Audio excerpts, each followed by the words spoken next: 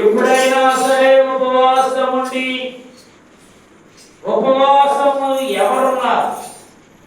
Bible గ్రంథంలో న్యాయాధిపతుల గ్రంథంలో 20వ అధ్యాయము 23వ వచనం నుంచి 25వ వచనం మీ తర్వాత చదువుకోండి. అసలు ఉపవాసము అనేది అక్కడ ప్రారంభమైంది. అక్కడ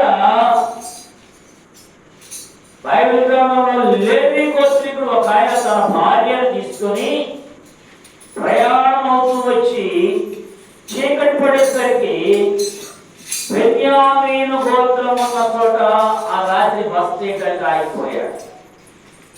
ఆ రాత్రిలో ఏం చేశాడంటే ఆ గ్రామంలో ఉన్న బెన్యామీను గోత్రీకులు తన భార్యను పాడు చేస్తూ ఉన్నారు. తన భార్యను పాడు చేస్తూ ఉండగా ఈ యొక్క భర్త వెళ్ళి చాలా తప్పు అలా చేయవద్దని ప్రతిలాడినా సరే రాత్రిలో తన భార్యను పాడు చేస్తూనే ఉన్నారు. తెల్లవారు లేచిన తర్వాత లేవి గోత్రికుడు తన భార్యను 12 ముక్కలుగా నరికివేసి 12 గోత్రాలు, నాకు 12 గోత్రాలు ఉన్నాయి. బెన్యామీను గోత్రం, లేవి గోత్రం, మనష్షే గోత్రం, రూబేను గోత్రం, యూదా గోత్రం, షిమ్యోను గోత్రం. ఈ గోత్రాలన్నిటికీ 12 గోత్రాలకి 12 ముక్కలు పంపించేశారు. ఎందుకంటే నాకు న్యాయం జరపాలి. మీరు అందరూ పెద్దలుగా ఉన్నారు కాబట్టి 12 గోత్రాల వాళ్ళు రండి.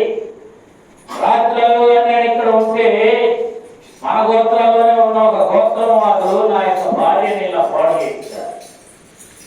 అప్పుడు ఇశ్రాయేలు గోత్రం వారు వచ్చారు. ఇశ్రాయేలు గోత్రం వారు దేవుని బిడ్డలు, ఇశ్రాయేలు దేవుని బిడ్డలు. వాడు వచ్చి ఆ బెన్యామీను గోత్రం వాళ్ళని రాత్రి పాడు చేసిన వాళ్ళు ఎవరో బయటకు తీసుకొని రండి అని అన్నప్పుడు వాళ్ళు ఏమి మాట్లాడాలి. మేము చేసిందే న్యాయం. ఆ పిల్లవాడు ఎవరో తీసుకు